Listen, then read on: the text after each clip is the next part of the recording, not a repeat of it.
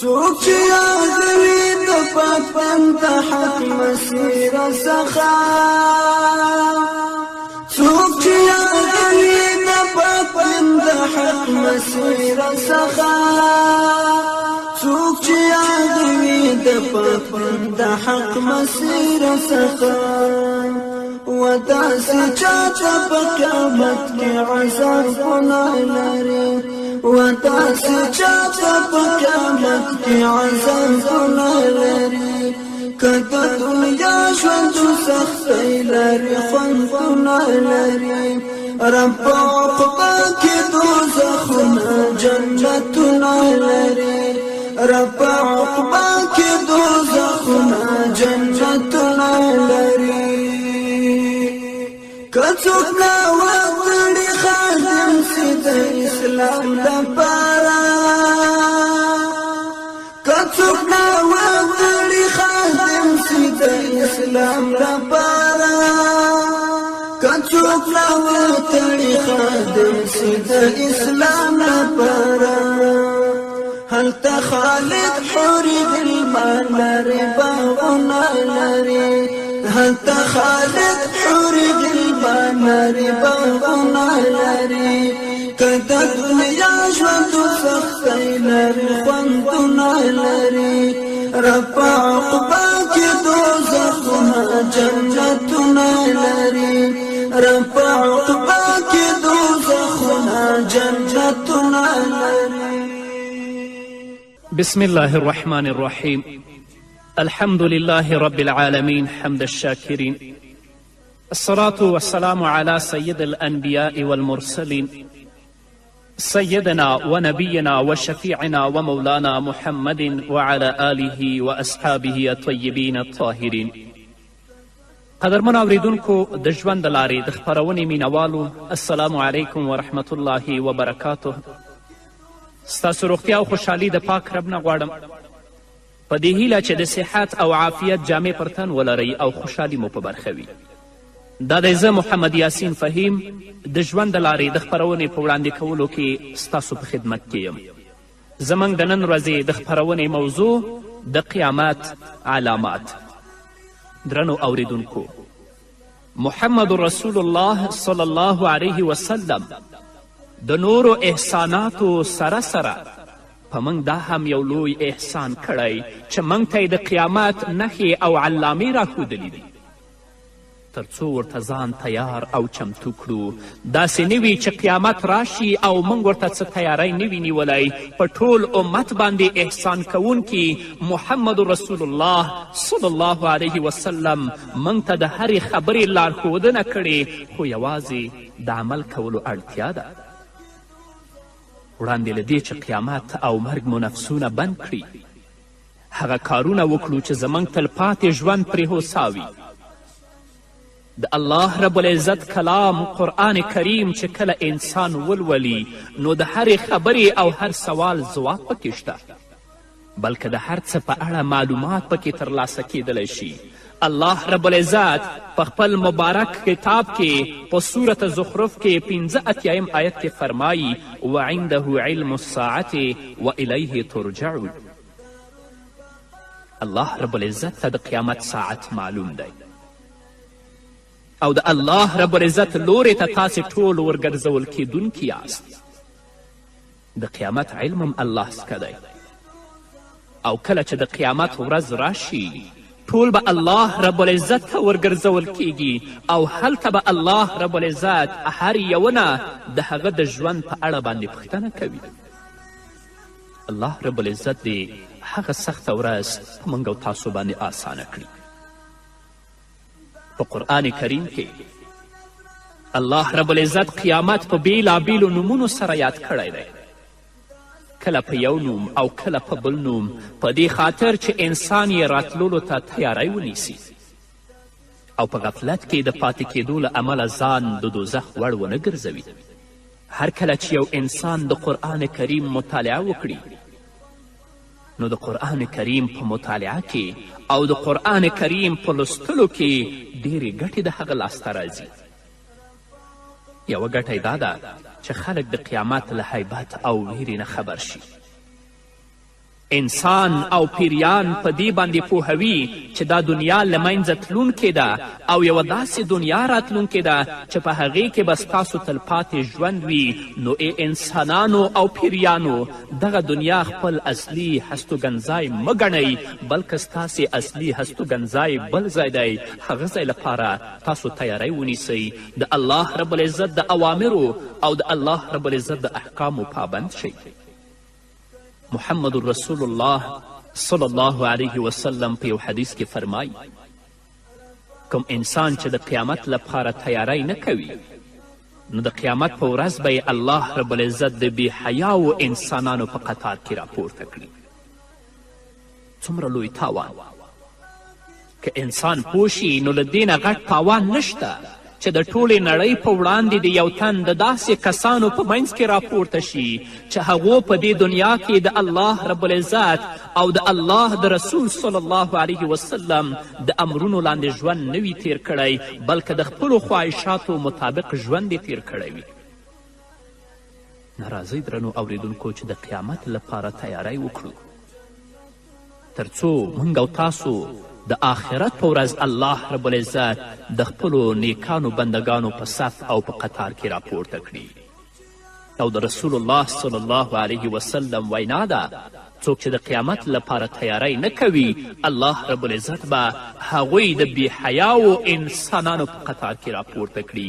الله دې په موږ رحم وکړي. الله رب العزت د قیامت ورځې په هکله باندې فرمایي یوم ثقیل، دا ډیره درنه ورځ ده. درنه ولې ده؟ او د دې خبرې نه څه مطلب؟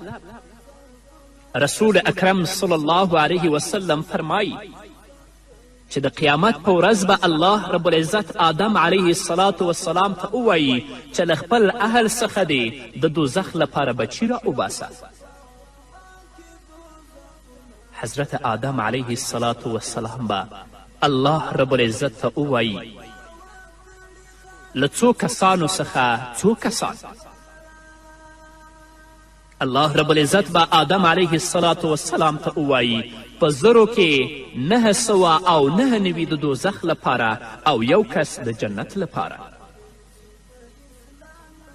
محمد رسول الله صلی الله علیه وسلم فرمایي چې د دې خبرې په اورېدو سره به ماشومان هم د غم له امله سپینګیري شي.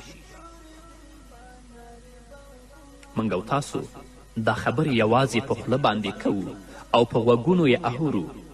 که د دې حال تر حقیقته سړی ورسیږي نو قسم په الله چې د ژوند یوه لحظه به هم د الله او د هغه د رسول صلی الله علیه وسلم د امر خلاف تیره نه کړي. د امیر المؤمنین سیدنا عمر فاروق رضی الله تعالی عنه په وخت کې په مدینه منوره کې ملخان ختم شول. حضرت عمر رضی الله تعالی عنه ډیر خفه شو. ځینې کسان یمن او نورو علاقو ته ولیږل تر څو معلومات وکړي چې هلته هم ملخان ختم شوي او که پاتې دي. کوم کسان چې د یمن خواته تللي ول هغوی یو لپه ملخان راوړل او د حضرت عمر رضی الله تعالی عنه په وړاندې واچول. امیر المؤمنین سیدنا عمر فاروق رضی الله تعالی عنه خوشحاله شو او ویل قسم په الله چې ما د محمد رسول الله صلی الله علیه وسلم څخه اوریدلی ول چې قیامت ته نږدې به تر ټولو وړاندې ملخان ختم شي. ګورئ درنو اوریدونکو مسلمانانو ورونو او خویندو، دا د قیامت یوه علامه وه چې په اصل کې ښکاره شوې هم نه وه. یوازې د عمر رضی الله تعالی عنه ګمان و چې ګوندې ملخان له منځه ولاړل، خو د عمر رضی الله تعالی عنه په څیر یو ستر شخصیت له امله په دومره فکر کې شو افسوس زموږ او ستاسو پر حال چې د قیامت سلګونه علامې مو د سترګو په وړاندې پوره پرتې دي خو څه فکر راسره نشته. الله دې زموږ او ستاسو پر حال رحم وکړي. الله دې موږ ته هدایت وکړي.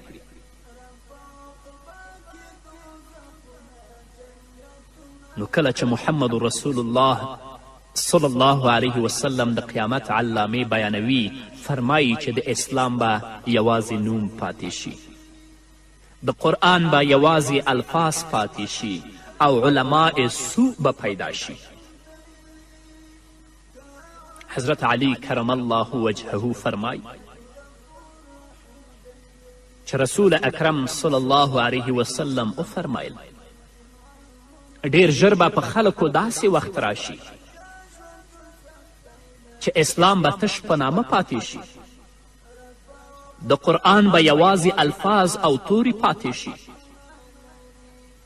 جماعتونه به د ښکلا له مخې ښه آباد وي، مرمرینې ډبرې، قالینې، شیشې او د ښکلا نور اسباب به پکې ښه پرېمانه وي، مګر د هدایت له مخې به وران او کنډواله وي. یعنی د عبادت لپاره به لکه څومره چې لازمه ده هغومره خلک نه وي. د دوی علما به د آسمان نه لاندې تر ټولو خلکو بدترینه خلک وي. له دغو علماو څخه به فتنې راولاړې شي او بیا به همدغه علما په خپله فتنو کې ښکیل شي، لکه څنګه چې دا فتنې نن ورځ موږ او تاسې په خپلو سترګو باندې وینو. حتی داسې کسان هم وینو چې د عالم په جامه کې او د عالم په نامه باندې د کافر او د مرتد درباري ګرځېدلی دی او د هغو فاسدو او نارواو خبرو ته جوازونه ورکوي او هغو ته فتواوې ورکوي. نو ځکه محمد رسول الله صلی الله علیه وسلم فرمایي د دوی علما به د آسمان نه لاندې تر ټولو خلکو بدترینه خلک وي، له دغو علماو څخه به فتنې راولاړې شي او بیا به همدغه علما په خپلو فتنو کې ښکیل شي. نو د قیامت لومړنۍ علامه دا ده چې د اسلام به یوازې نوم پاتې شي. اسلام به د خلکو په منځ کې یوازې د نوم په څیر پاتې شي، د عمل کولو والا به څوک نه وي او نه به یې په پوره توګه څوک پر ځان عملي کوي. لکه څنګه چې نن سبا د لمونځ، روژې، زکات، حج او داسې نورو یوازې نوم پاتې دی او په رښتینې توګه لکه څنګه چې د محمد رسول الله صلی الله علیه وسلم لخوا امر شوی څوک نه لمونځ کوي، نه زکات ورکوي او نه هم د اسلام نور ارکان په ځان عملي کوي. دا خو لا پرېږده، داسې ځوانان موږ هم لرو چې کله ته ترې پوښتنه وکړې چې ته څوک یې، هغه درته وایي چې زه مسلمان یم، خو کله چې د اسلام په اړه د هغه نه ته پوښتنې کوې اصلا جاهله وي، د اسلام ارکان نه پیژني. تاسې یقین په الله وکئ چې تېره ورځ زما یو دوست ماته وی چې زه هندوستان ته تللی وم او په هغه ځای کې زه ناآشنا وم، نو ماته نه معلومېدله چې قبله کم طرف ته ده چې زه خپل لمونځ وکړم. نو هلته یو ځوان مسلمان ما پیدا کړ، د هغه نه مې پوښتنه وکړه چې ته مسلمان یې؟ هغه راته ویلې هو که زه مسلمان یم. نو ما ورته ویلې چې قبله کم طرف ته ده؟ هغه راته په ځواب کې ویلې چې قبله څه ته وایي؟ ما ترې پوښتنه وکړه چې آیا ته قبله نه پیژنې، مونځ نه کوې؟ هغه راته ویلې چې مونځ څه ته وایي؟ په سلګونو، په زرګونو او په لکونو داسې ځوانان شته دی چې په نامه مسلمانان دي، اما د اسلام د مقدس دین د ارکانو، د شعایرو او د مقدساتو نه اصلا خبر نه دي. دا ځوان به د آخرت په ورځ الله رب العزت په خپل حضور کې دروي او د ده د ځواني په اړه به الله ترې پوښتنه کوي چې تا ته ما ځواني درکړې وه، تا ته مې قوت درکړی و، تا ته مې انرژي درکړې وه، تا هغه په څه کې مصرف کړه؟ نو ځکه محمد رسول الله صلی الله علیه وسلم فرمایي چې د اسلام به یوازې نوم پاتې وي، خلک به په نامه مسلمان وي، اما د عمل کولو والا به څوک نه وي. که عمل کوي خو هغه به په پوره توګه لکه څنګه چې الله او د الله رسول محمد صلی الله علیه وسلم ویلي په هغه توګه به یې نه عملي کوي. دویم دا چې د قرآن کریم به یوازې الفاظ پاتې شي. قرآن کریم به خلک یوازې په خواږه غږ وایي او نور به په دې نه پوهیږي چې د دې مطلب او معنا څه ده. بس هر کس به یې په ویلو کې د غږ د ښکلا کوشش کوي. دا فکر به نه کوي چې د الله رب العزت په دې کلام کې چې زه لولم له کومو شیانو نه منع شوي چې له هغې باید ځانونه وساتو او په کومو کې چې د کولو امر شوی هغه ترسره کړو، بلکې دا خبره به څوک په خیال کې هم نه راوړي چې د قرآن یو آیت یې په ځان عملي کړی او که نه. نور په دې باندې پوه نه دي چې الله په دې قرآن کې څه ویلي دي، په کومو څیزونو باندې الله امر کړی او د کومو څیزونو نه الله نهیې کړې ده. دا هغه قاریان دي چې محمد رسول الله صلی الله علیه وسلم د هغو په هکله باندې فرمایي رب قار یقرأ القرآن والقرآن یلعنه. ډېر قاریان داسې دي چې هغوی قرآن کریم لولي خو قرآن کریم په دوی باندې لعنت وایي. نو ځکه محمد رسول الله صلی الله علیه وسلم چې کله د قیامت علامې بیانوي نو دا پکې وایي چې د قرآن کریم به یوازې الفاظ او تورې پاتې شي، عمل به په قرآن کریم باندې ختم شي. دا هغه څیزونه دي چې نن ورځې موږ او تاسو په خپلو سترګو باندې وینو. الله رب العزت دې موږ ته توفیق راکړي چې د قیامت لپاره تیاری وکړو تر څو الله هغه سخته ورځ په موږ او تاسو باندې اسانه کړي. په همدې هیله درنو اوریدونکو نور به واورو خو د یوې دمې نه وروسته. که د دنیا ژوند سختۍ لري خوندونه لري رب په عقبا کې دوزخونه جنتونه لري. که د دنیا ژوند سختۍ لري خوندونه لري رب په عقبا کې دوزخونه جنتونه لري. رب په عقبا کې دوزخونه جنتونه لري. څوک چې یادوي د پاک بنده حق مسیر څخه، څوک چې یادوي د پاک بنده حق مسیر. درنو اوریدونکو بیا هم زموږ سلامونه او نیکې هیلې ومنئ. رسول الله صلی الله علیه وسلم فرمایي جوماتونه به ښکلي شي. د جوماتونو د ښکلا لپاره به ډول ډول اسباب برابر شي. په دیوالونو کې به قیمتي ډبرې، شیشې او داسې نور قیمتي او ښکلي اسباب کارول شوي وي. په ځمکه به قیمتي فرشونه او قالینې غوړول شوي وي. د راحت او آرام لپاره به پکې زمینه برابره وي. لنډه دا چې د ښکلا څومره اسباب شتون ولري ټول به پکې کارول شوي وي خو له هدایته به بې برخې وي. په جوماتونو کې به خلک د دنیا خبرې اترې کوي. په جوماتونو کې به غیبتونه کوي. د مال او د دکانداري خبرې به په جوماتونو کې کوي. یو بل ته به په جوماتونو کې طعنې ورکوي. د جومات امام او مؤذن خو به جومات داسې ګڼي لکه خپل شخصي کور. تاسو یې اورئ درنو اوریدونکو دغه کار نن ورځ زموږ او ستاسو په ټولنه کې شتون لري که نه لري. حتی د نسوارو ځای هم جومات جوړ کړی وي چې په جومات کې نسوار وکه او په جومات کې بیرته توکه. الله دې په موږ رحم وکړي.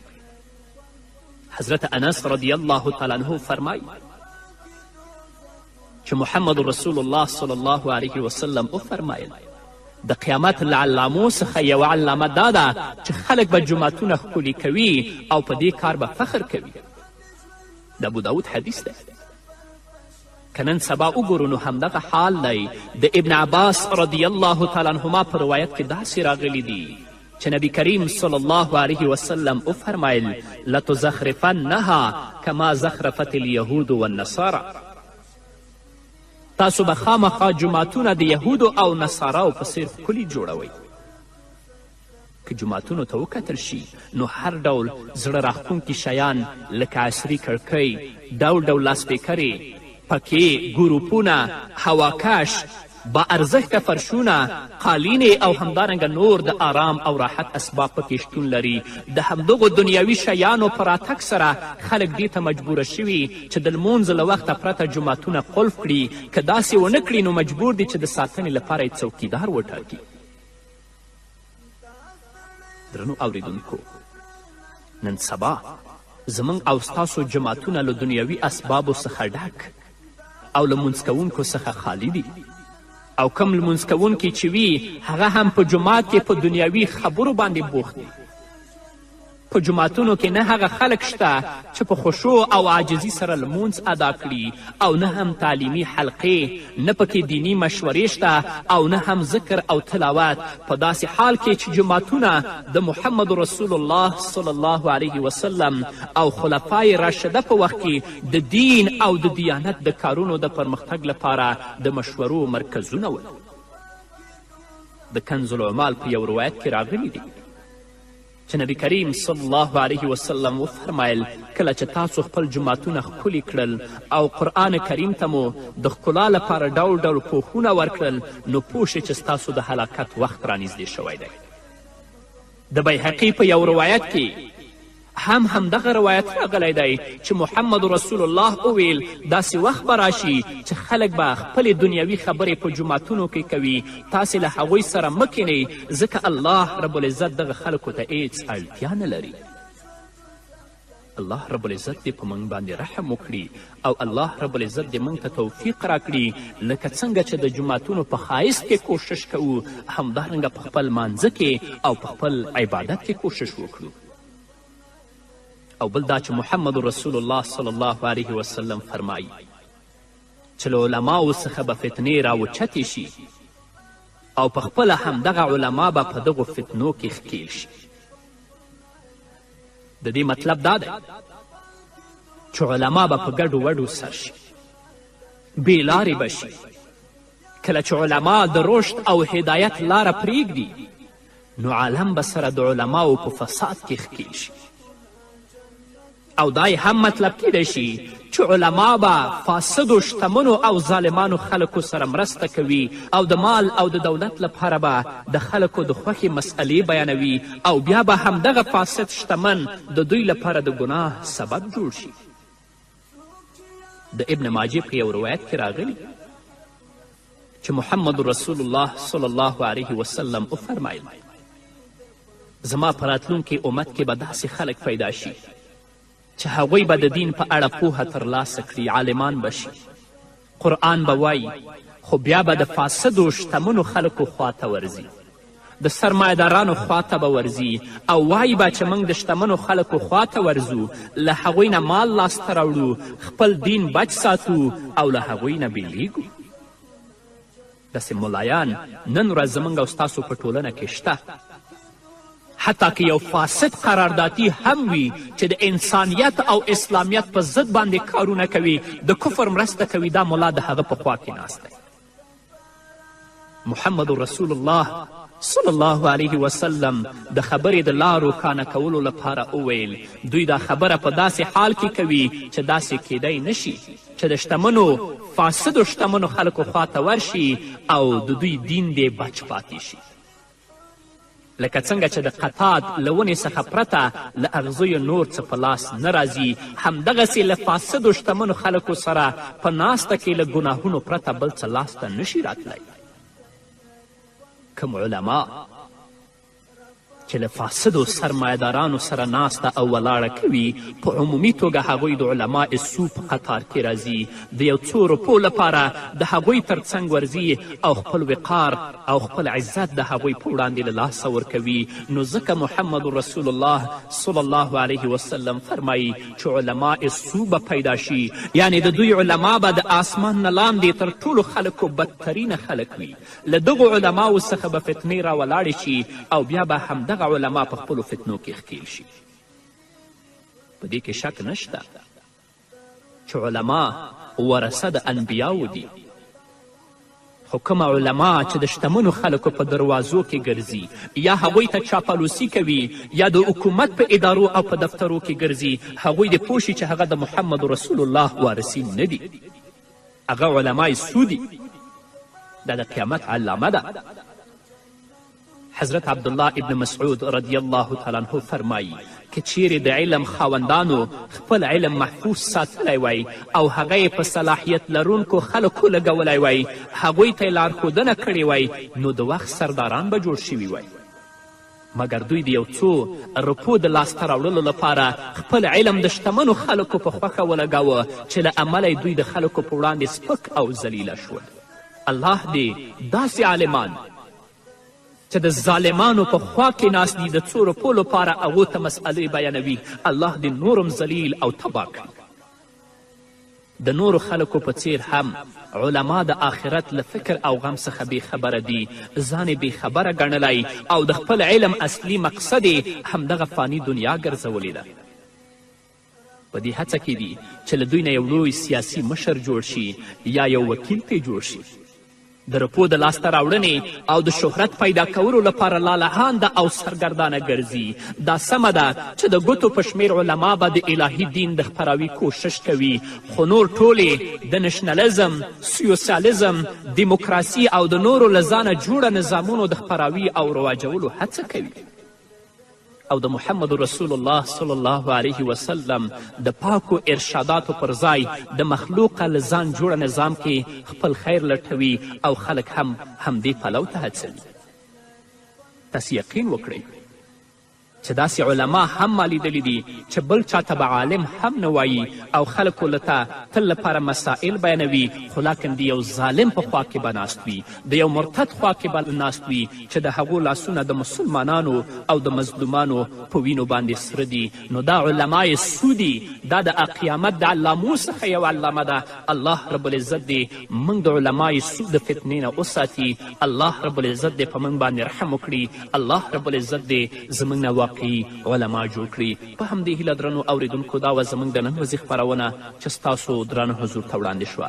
تر بلې خپرونې پورې چې زه بیا هم ستاسو درانه حضور ته راځم، تاسو ټول په لوی الله سپارم. پاتې ژوند مو نیکمرغه، ښاد، بریالي او کامیاب اوسئ. څوک چې یادوي د پاک بنده حق مسیره څخه، څوک چې یادوي د پاک بنده حق مسیره څخه، څوک چې یادوي د پاک بنده حق مسیره څخه، و داسې چاته په قیامت کې عذابونه لري، و داسې چاته په قیامت کې عذابونه لري. که د دنیا ژوند سختۍ لري خوندونه لري، رب عقبه کې دوزخونه جنتونه لري، رب عقبه کې دوزخونه جنتونه لري. که څوک ناوړي خادم سي د اسلام لپاره، که څوک ناوړي خادم سي د اسلام لپاره، که څوک ناوړي خادم سي د اسلام لپاره، هلته خالد حوري غلمان لري باغونه لري، هلته خالد حوري غلمان لري باغونه لري. که د دنیا ژوند سختۍ لري خوندونه لري، رب عقبه کې دوزخونه جنتونه لري، رب عقبه کې دوزخونه جنتونه لري.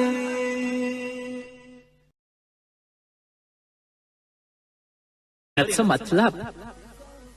رسول اکرم صلی الله علیه وسلم فرمایي چې د قیامت په ورځ به الله رب العزت آدم علیه السلام ته ووایي چې له خپل اهل څخه دې د دوزخ لپاره بچي را وباسه. حضرت آدم علیه السلام به الله رب العزت ته ووایي له څو کسانو څخه څو کسان. الله رب العزت به آدم علیه السلام ته ووایي په زرو کې 999 د دوزخ لپاره او یو کس د جنت لپاره. محمد رسول الله صلی الله علیه وسلم فرمایي چې د دې خبرې په اورېدو سره به ماشومان هم د غم له امله سپینګیري شي. موږ او تاسو دا خبرې یوازې په خوله باندې کوو او په غوږونو یې اورو، که د دې حال تر حقیقته سړی ورسیږي نو قسم په الله چې د ژوند یوه لحظه به هم د الله او د هغه د رسول صلی الله علیه وسلم د امر خلاف تیره نه کړي. د امیر المؤمنین سیدنا عمر فاروق رضی الله تعالی عنه په وخت کې په مدینه منوره کې ملخان ختم شول. حضرت عمر رضی الله تعالی عنه ډیر خفه شو. ځینې کسان یمن او نورو علاقو ته ولیږل تر څو معلومات وکړي چې هلته هم ملخان ختم شوي او که پاتې دي.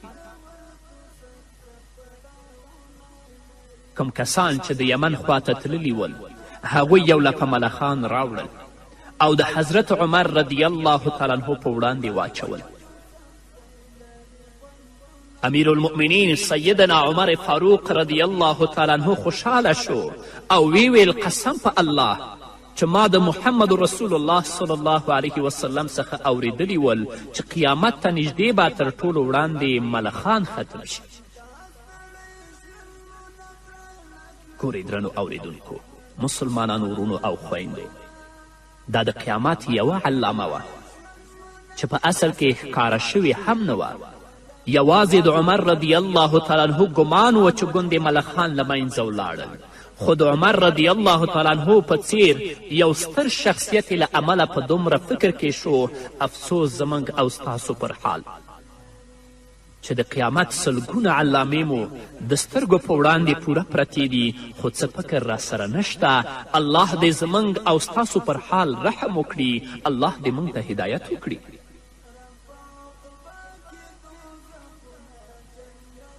نو کله چې محمد رسول الله صلی الله علیه وسلم د قیامت علامې بیانوي فرمایي چې د اسلام به یوازې نوم پاتې شي، د قرآن به یوازې الفاظ پاتې شي او علماء سوء به پیدا شي. حضرت علی کرم الله وجهه فرمایي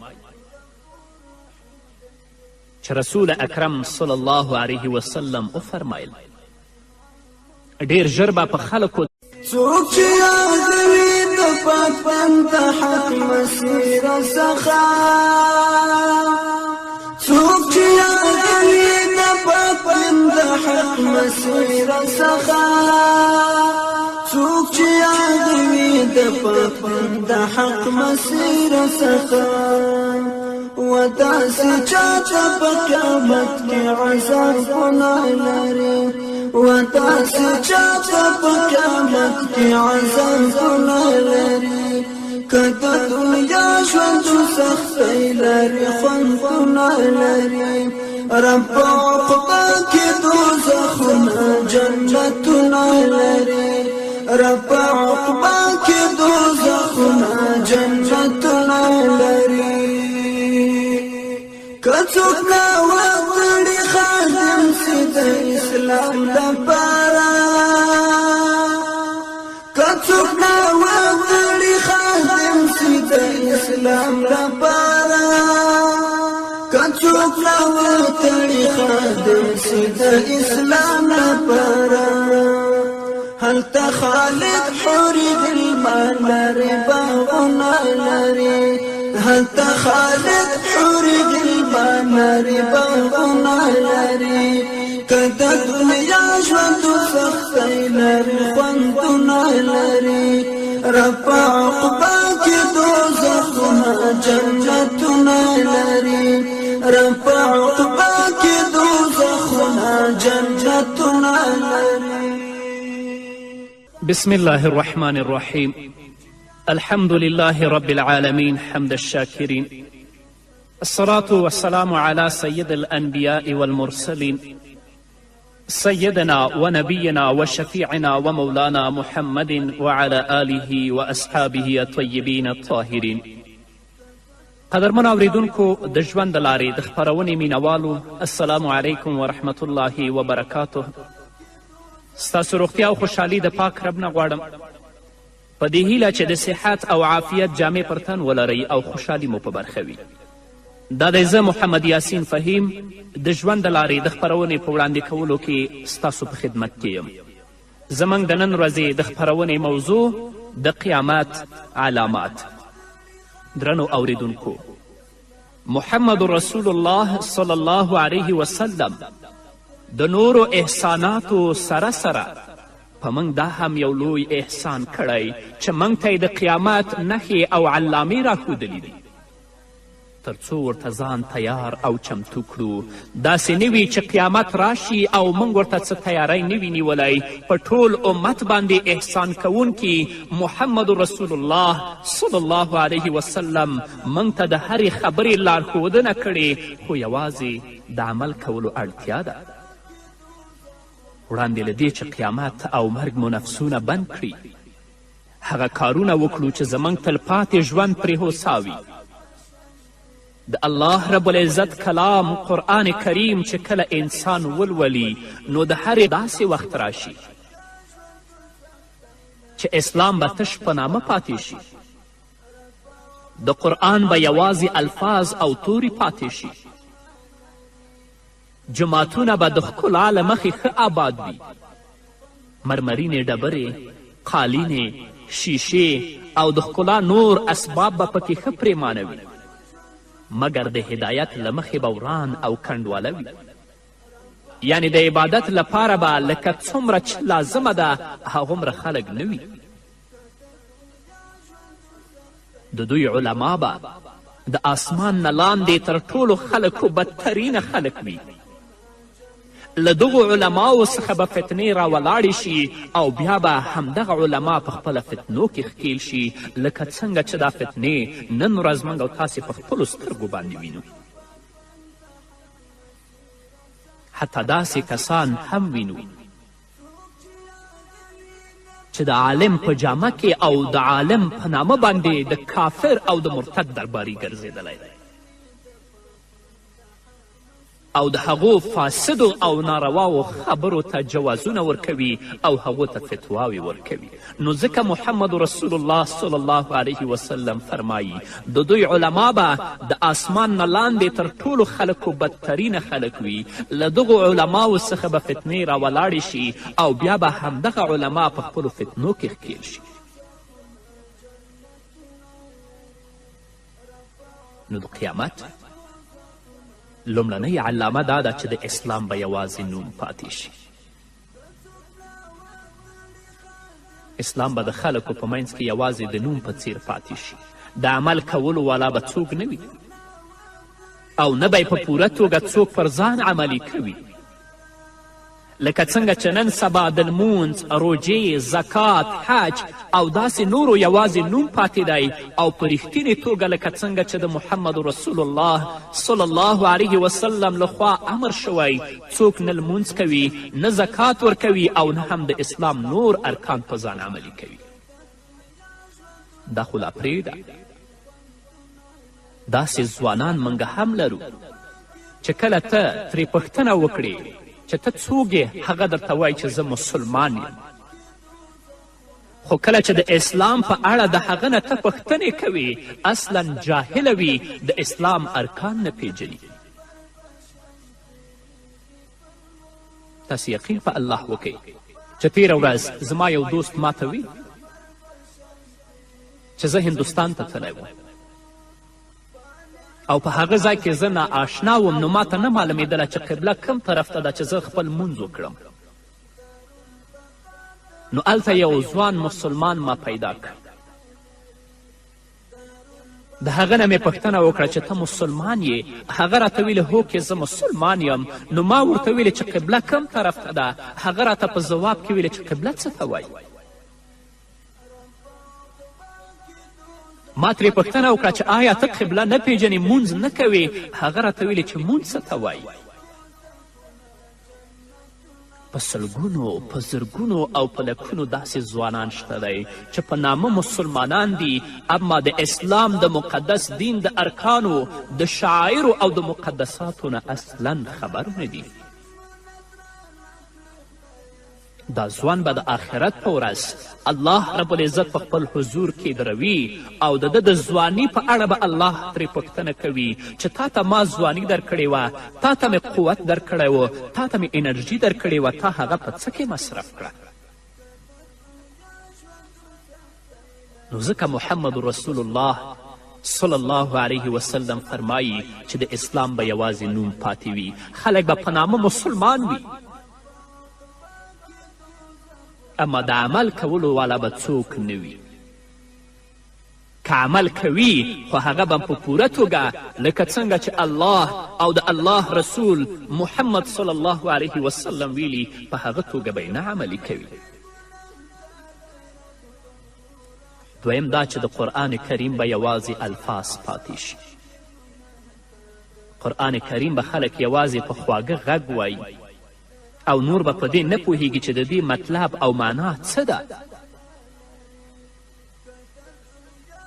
بس هر کس به یې په ویلو کې د غږ د ښکلا کوشش کوي. دا فکر به نه کوي چې د الله رب العزت په دې کلام کې چې زه لولم له کومو شیانو نه منع شوي چې له هغې باید ځانونه وساتو او په کومو کې چې د کولو امر شوی هغه ترسره کړو، بلکې دا خبره به څوک په خیال کې هم نه راوړي چې د قرآن یو آیت یې په ځان عملي کړی او که نه. نور په دې باندې پوه نه دی چې الله په دې قرآن کې څه ویلي دي، په کومو څیزونو باندې الله امر کړی او د کومو څیزونو نه الله نهیې کړې ده. دا هغه قاریان دي چې محمد رسول الله صلی الله علیه وسلم د هغو په هکله باندې فرمایي رب قار یقرأ القرآن والقرآن یلعنه. ډېر قاریان داسې دي چې هغوی قرآن کریم لولي خو قرآن کریم په دوی باندې لعنت وایي. نو ځکه محمد رسول الله صلی الله علیه وسلم چې کله د قیامت علامې بیانوي نو دا پکې وایي چې د قرآن کریم به یوازې الفاظ او تورې پاتې شي، عمل به په قرآن کریم باندې ختم شي. دا هغه څیزونه دي چې نن ورځې موږ او تاسو په خپلو سترګو باندې وینو.